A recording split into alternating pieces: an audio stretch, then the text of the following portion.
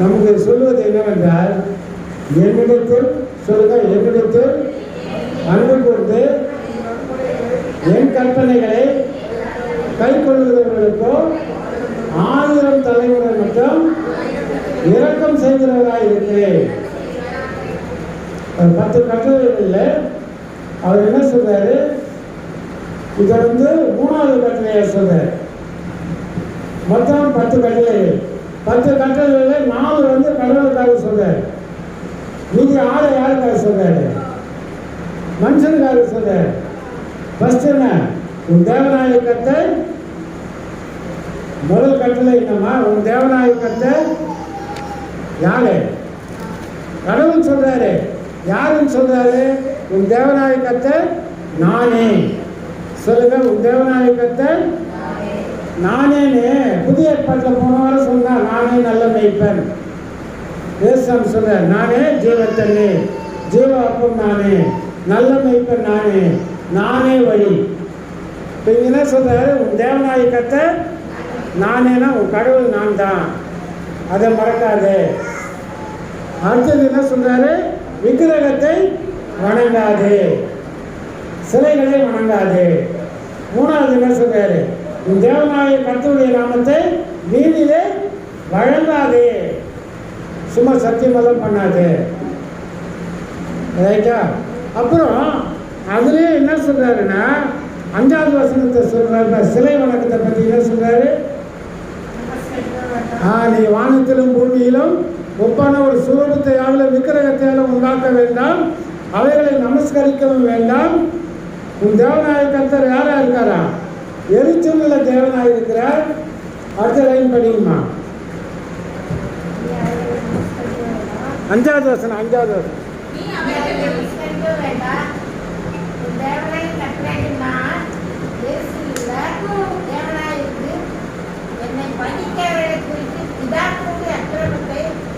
பிள்ளைகளிடத்திலே விசாரிக்கிற ஆண்டவராயிருக்கு. ஆனால் அதுக்கு எதிர்மாறாகவே 3-4 தலைமுறை யார் என்ன மறக்கிறார்களோ அவர்களை தவறை, பாவங்களை, சாபத்தை நான் பிள்ளைகள் மேல் வரவேற்பேன் என்றார். அடுத்த வருஷத்தில் என்ன சொல்றாரு? என் கற்பனைகள். கற்பனைகள் என்ன? கற்பனைகள் என்னம்மா?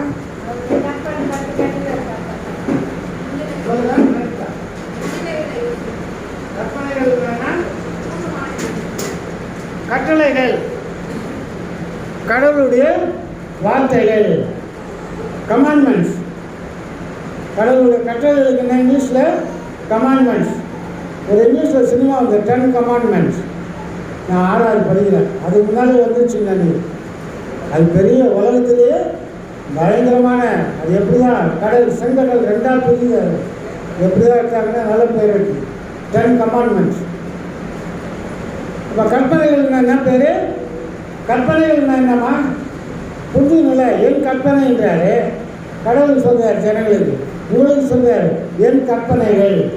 கற்பனைகள் என்ன? கட்டளைகள். யாருடைய கட்டளைகள்? கடவுளுடைய கட்டளைகள். கடவுளுடைய கட்டளைகள் இல்லையா? கடவுளுடைய சட்டங்கள், கடவுளுடைய வார்த்தைகள். அது கட்டளைகள் எங்க இருக்குது? கட்டளைகள் எங்கமா இருக்குது? எங்க இருக்குது? பைபிள்ல இருக்கு. அது எங்க இருக்கு? பைபிள்ல இருக்கு. தேவன் பேசி சொல்லிய வார்த்தைகள், பரிசுத்த ஆவியினாலே பரிசுத்த மனிதர்களால் எழுதப்பட்டது. அவர் சொன்ன வசனங்கள் அங்கே இருக்குது. என் கட்டளைகள் அங்கே இருக்குது. கடவுளுடைய கட்டளைகள். என் கட்டளைகளுக்கு என்ன செய்ய சொல்றாரு? என்னிடத்தில் அன்பு கூர்ந்து. அதுக்கு முன்னால் என்ன செய்ய சொல்றாரு? என் கட்டளை நீ வர்றதுக்கு இல்லாம நீ யாரிடத்தில் அன்பு கூறணுன்றாரு. யாரிடத்தில் அன்பு கூறணுமா? கடவுளிடத்தில். ஃபர்ஸ்ட் கடவுளத்தில் அன்பு செலுத்து. இந்த அன்பு என்பது அது ஒரு அறிவு. அன்பு என்பது பொருள் அல்ல. அன்பு என்பது ஒரு ஞானம். அது ஒரு அறிவு இல்லையா? அது ஒரு குணம். அன்பே பிரதானம். என்ன பிரதானம்? அன்பே. அதாவது கடவுள் இஸ்ரவேல் ஜனங்கள் தன் பிள்ளைகளுக்கு ஒரு ஒரு மனப்பாடமாக சொல்ல செய்வாங்க. அது என்னன்னா யாத்திரா உபாகமம் 6ஆம் அதிகாரம் 5வது வசனத்தை பாருங்க. ஒவ்வொரு பிள்ளைக்கும் அதை மனப்பாடமாக சொல்லி கொடுப்பாங்க.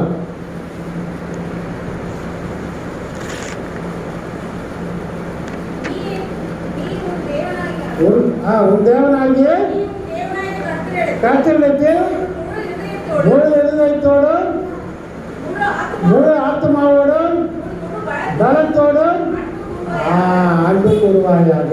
ஃபர்ஸ்ட் கடவுளத்தில் அன்பு கூறு. அப்புறம் தான் நீ என்ன சொல்றாரு, 10 கட்டளைகளை 2ஆ சுருக்கிறார்.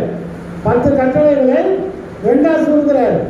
அது வந்து இருக்குன்னா மார்க் 12:30 பாருங்க. மார்க் 12:30.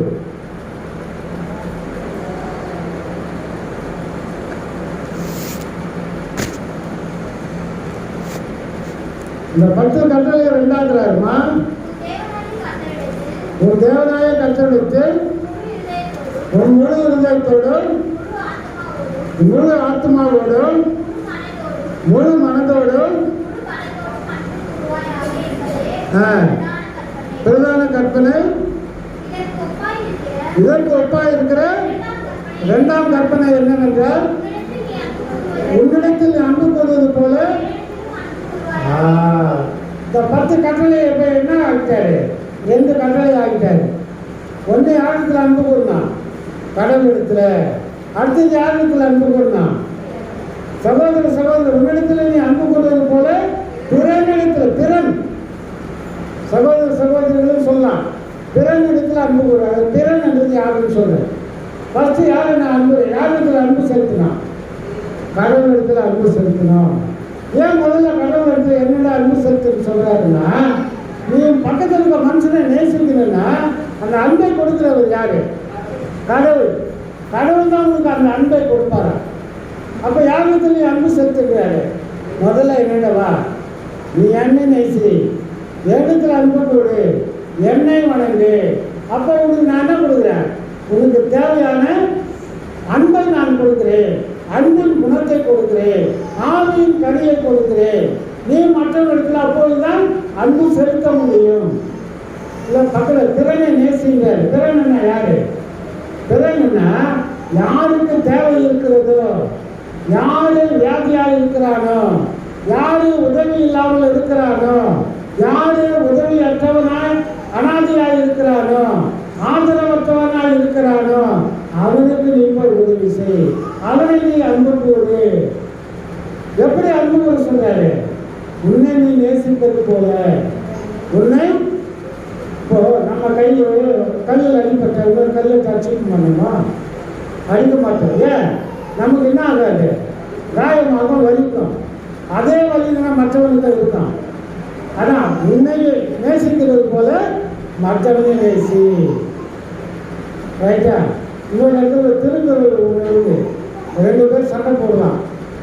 ஒருத்தன் வந்து வீக்காக இருப்பான், இன்னொருத்தன் பலசாலியாக இருப்பான். அவன் அடிக்கிறதுக்கு சும்மா கையில் எடுப்பான். அவன் என்ன சொல்றாங்க தெரியுமா, வலியாரும் தன்னை நினைக்க தான் தன்னை வெளியார் மேல் செல்லும் எடுத்து. அந்த இடத்துல இவங்க யாரை வந்து சொல்றாரு, திருவள்ளுவர். ஒருத்தன் பலசாலிமா, இங்க வந்து வீக்கா இருக்கிறான், அவன் அடிக்கிறதுக்கு வரான். அவன் என்ன பண்ணணும், பலசாலி இந்த இடத்துல அவனை வைக்கணும்.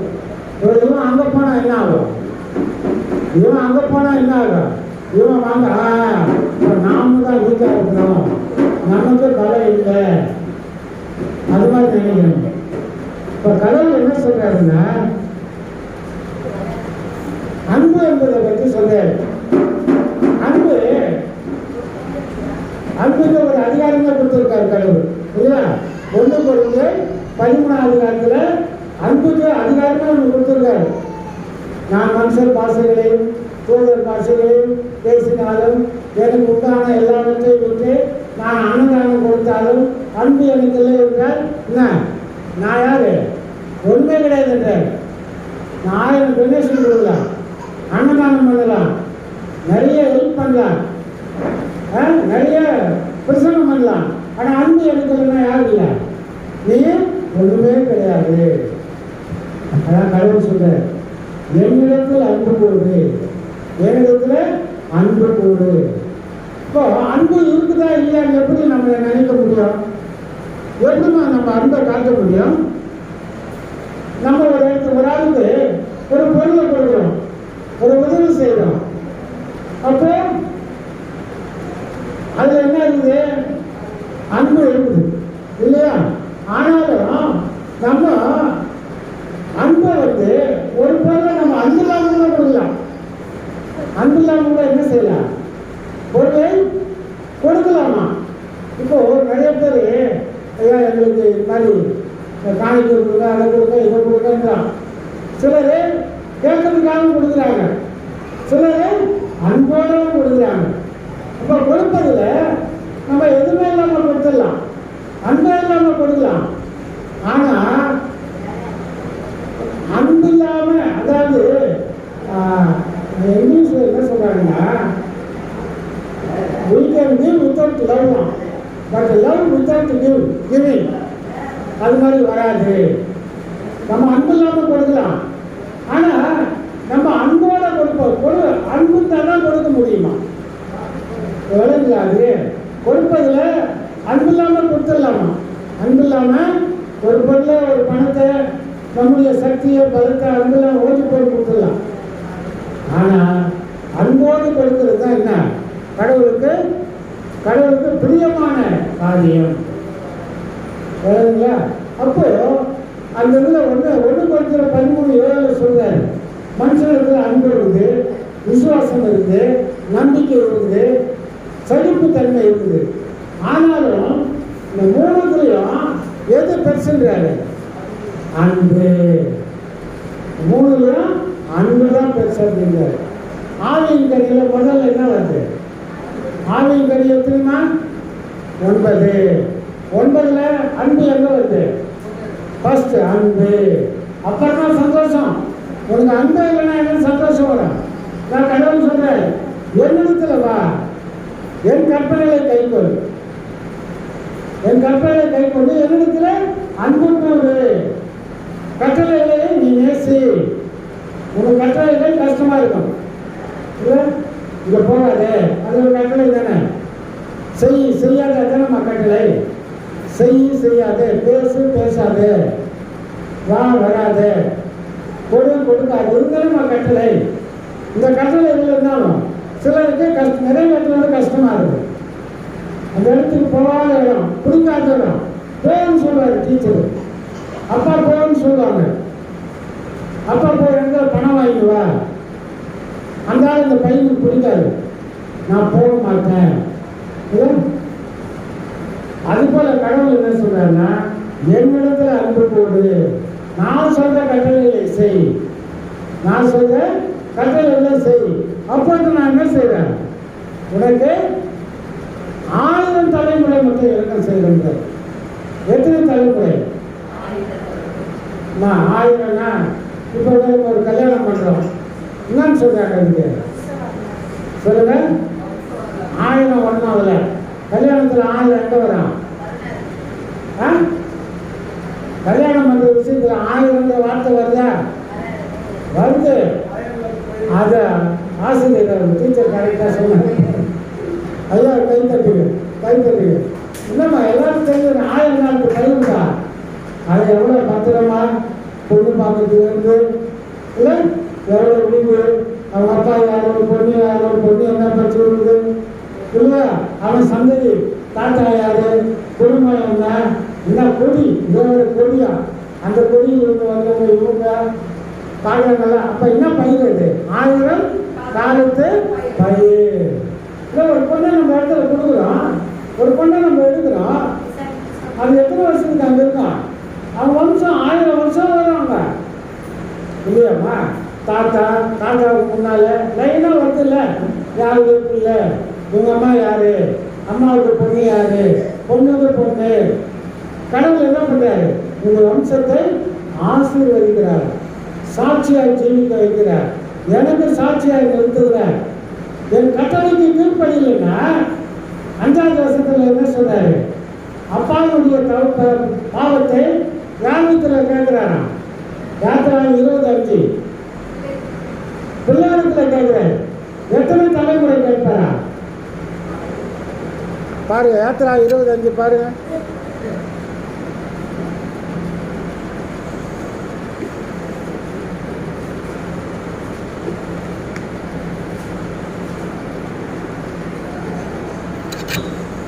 யாத்திராவும் 25மா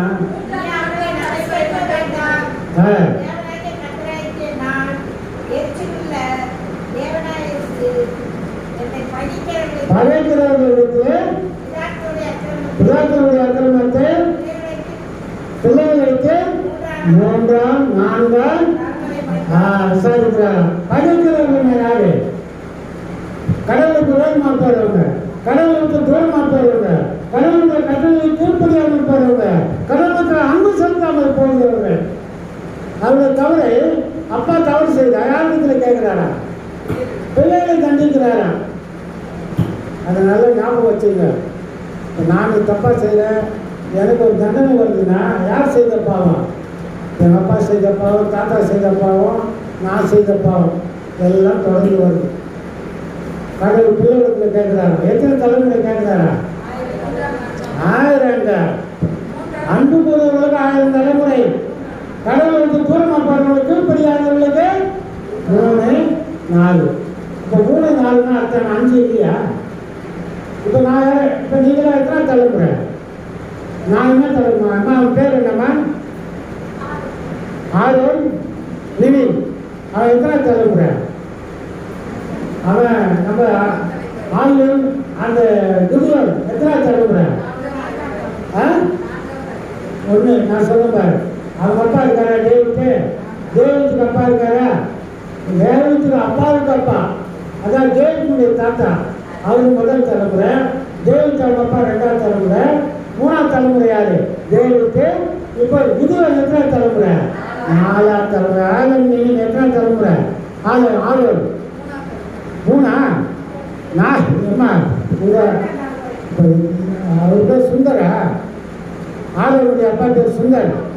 சுந்தருடைய அப்பா இருக்காருல்ல, அப்பா ஒரு தலைமுறை, சுந்தர் 2ஆம் தலைமுறை, அப்புறம் இவன் 3ஆம் தலைமுறை.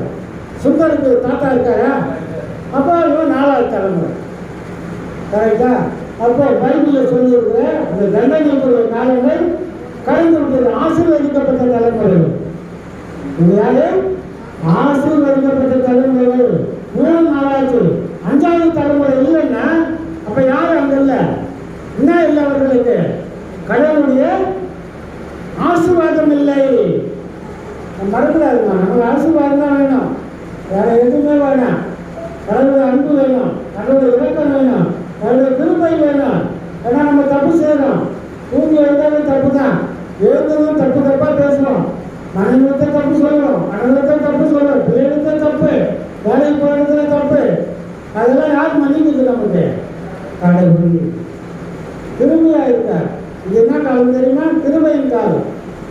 பழைய ஏற்பாட்டின் காலம் தண்டிக்கிற காலம். கண்ணுக்கு கண்.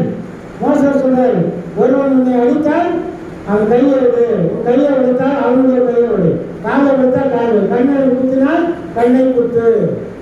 ஆனால் ஏசாமி என்ன சொல்றாரு? கண்ணுக்கு கண் பகுத்து பல், அது தண்டனை எல்லாம் கொடுக்கக்கூடாது. உன்னை ஒரு கணத்தில் அடித்தால் மறுகணத்தை திருப்பி காட்டு. ஒருத்தன் அடிக்கிறான், இப்படி திருப்பி அடி. அவன் அடிப்பானா? திருப்பி எந்த முட்டாலும் அடிக்க மாட்டான். என்ன செய்வான்? அவன் திருப்பி அடிப்பான்னு பார்த்தா அவன் என்ன பண்ணுவான்? ரெடியா இருப்பான். நம்ம அடிச்சுட்டோம், அவன் ரெடி அடிப்பான். நம்ம அவனை எத்தனை அடி அடிக்கணும்? அவன் 10 அடி சுற்றுலா கரெக்டாக 10 அடியாவது அடி மக்கள் கண்டிப்பான். இவன் இன்னொரு கண்டத்தை அடிச்சு வைப்பான். அப்படி திருப்பி அந்த அடி வராத அந்த கோபமெல்லாம் போயிடும். இவன் அதான் சொல்ற ஏசாமி, தாழ்மையா இருங்க, பொறுத்துங்க, கடவுள் இருக்க, கடவுள் தண்டிப்பார், கடவுள் கண்டிப்பார். பழி வாங்குவது எனக்கு நீங்கிறாரு, நீ போய் பதில் செய்யாது, ஒரு இடத்துல அன்பாவா? இப்போ அன்பு எங்கமா இருக்குது? அன்பு மூளையில் இருக்கா? எங்க இருக்கு? இந்த இருதயத்திலிருந்து அன்பு. அன்பு எங்கிருந்து வரணும்னா இருதயத்திலிருந்து வரணும். ஒருவேளை படிப்பு வரலாம், எங்கிருந்து வரலாம்?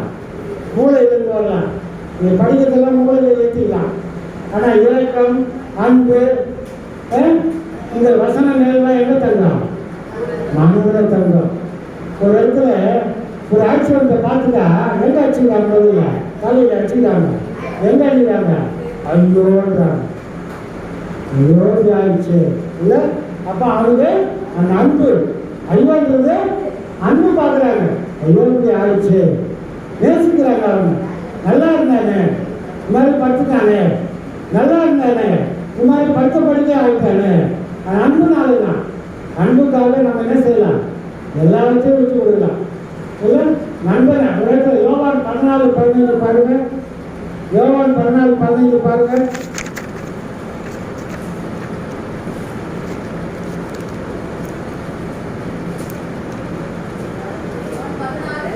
15மா, நீங்கள் இடத்தில் அன்பாக இருந்தால்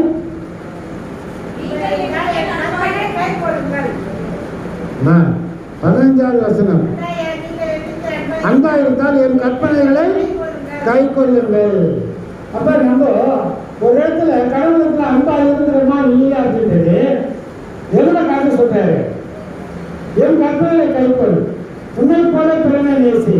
உன் அன்பு அவனுக்கு, நீ அன்பா இருக்கிற அன்புனாலே அவனுக்கு பழகுறாய் என்பதற்கு என்ன அடையாளம்?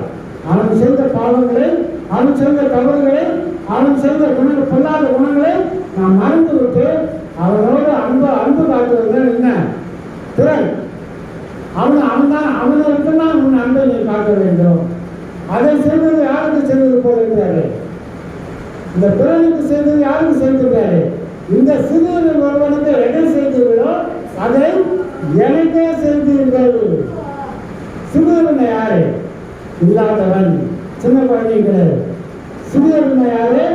இல்லாதவன், வியாதியாக இருக்கிறவன், நடக்க முடியாமல் இருப்பவன், ஓட முடியாமல் இருக்கிறவன், ஒரு வேலையை செய்ய முடியாமல் போகிறவன். அவனுக்கு நீங்கள் என்ன செய்தீர்களோ அவனுக்கு அதை எனக்கே செய்தீர்கள். கடவுள் என்ன சொல்றாரு? என்னிடத்தில் அன்பு கொண்டு ஒரு கற்பனை கைப்பற்றுவதற்கு எத்தனை தலைமுறை இலக்கம் செய்வாரா?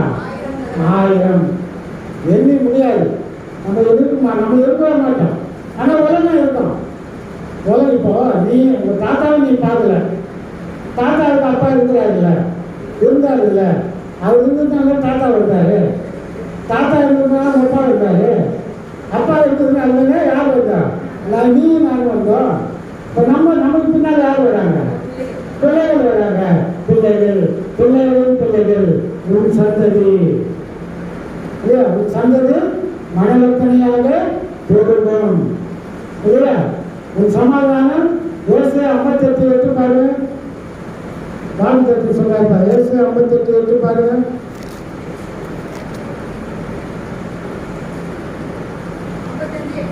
ஐம்பத்தி எட்டு எட்டு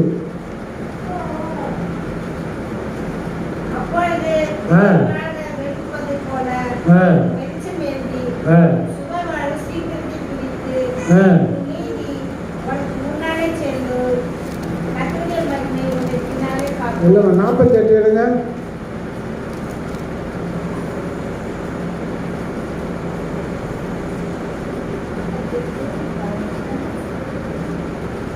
உன் சமாதான நதியைப் போலவும் உன் நீதி சமுத்திரத்தின் அலைகளைப் போலவும் வரும்னு சொல்றாரு.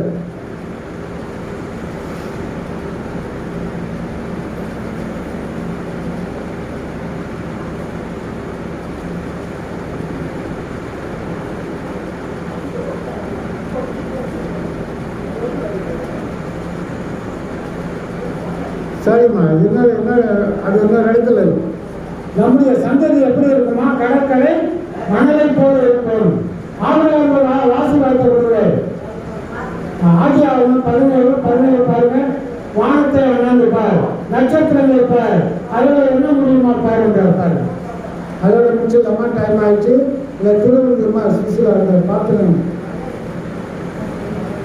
ஆதியாகமம் 17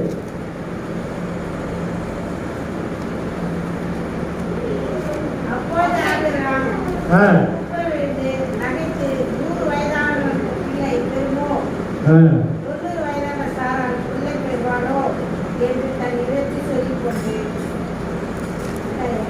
கரெக்ட் தான்.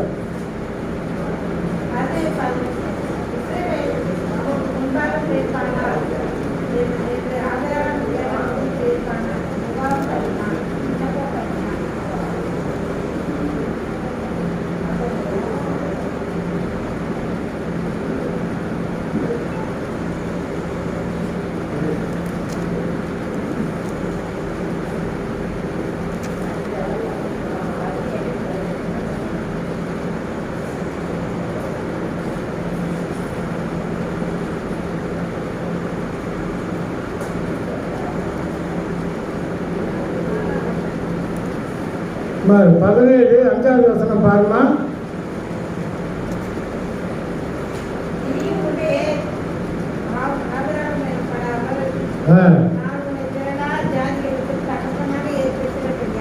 திரளான ஜாதிகளுக்கு ஏற்படுத்தினபடியால் உன்னை மிகவும் அதிகமாக பருக பண்ணி உன்னிலே ஜாதிகளை உண்டாக்குவேன். உன்னிடத்திலிருந்து யார் தோன்றுவார்களா? ராஜாக்கள் தோன்றுவார்கள். போதுமா? அப்போ நாமும் கடவுளுடைய கட்டளைக்கு உட்படுத்து அதுக்கு அன்பு கொடுத்தால் நமக்கு என்ன செய்வாரு? எத்தனை தலைமுறை என்ன செய்வாரு சொல்லுங்க? 1000 தலைமுறை என்ன செய்கிறார்? நம்முடைய பிள்ளைகள், நம்முடைய பிள்ளைகளின் பிள்ளைகள், நம்முடைய சந்ததி, நம்முடைய யாரு சந்ததிகளை பழுது பெருகும் அப்படின்னு சொல்றார். நம்முடைய சந்ததியிலிருந்து யார் வருவார்களா? ராஜாக்கள் வருவார்கள். யார் வருவார்கள்? ராஜாக்கள் வருவார்கள். பாருங்க, கடைசியாக ஒரே ஒரு வசனத்தை சொல்லி கர்த்தருக்கு பயப்படுகிற மனிதன் நிமித்தமாய் ஆசீர்வதிக்கப்படுவார். சங்கீதம் 128 பாருங்க. கடைசி வசனம் பாருங்க. கர்த்தருக்கு பயப்படுகிற மனிதன் நிமித்தமாக ஆசீர்வதிக்கப்படுவார்.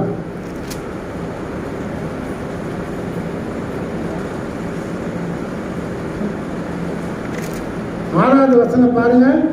நீ உன் பிள்ளைகளையும் இஸ்ரவேலுக்கு உண்டாகும் சமாதானத்தையும் காண்பாய். யாரு? முதல் வசனம் என்ன சொல்லுது? 128 சங்கீதம் 128 சங்கீதம் 128 கர்த்தருக்கு பயந்து அவன் வழிகளில் நடக்கிறவன் எவனோ அவன் பாக்கியவான். பாக்கியவன் ஆசீர்வதிக்கப்பட்டவன். அவன் யாரை காண்பான்? பிள்ளைகளை காண்பான். பிள்ளைகளின் பிள்ளைகளை காண்பான். 1000 தலைமுறை மக்கள் கடவுள் இரக்கம் செய்த ஆண்டவராக இருப்பார். கர்த்தர் தாம் இந்த வசனங்களை ஆசீர்வதிப்பாராக. நாம் திருவள்ளுவர் ஆயத்தமானோம். திருவள்ளுவர் பங்கு கொள்கிறவர்கள் முன்பாக வந்து முழங்கால் படியில் இருக்கும்படி அன்புடன் கேட்டுக்கொள்கிறேன். நாம் முதலில் நம்முடைய பாவங்களை அறிக்கை செய்ய வேண்டும்.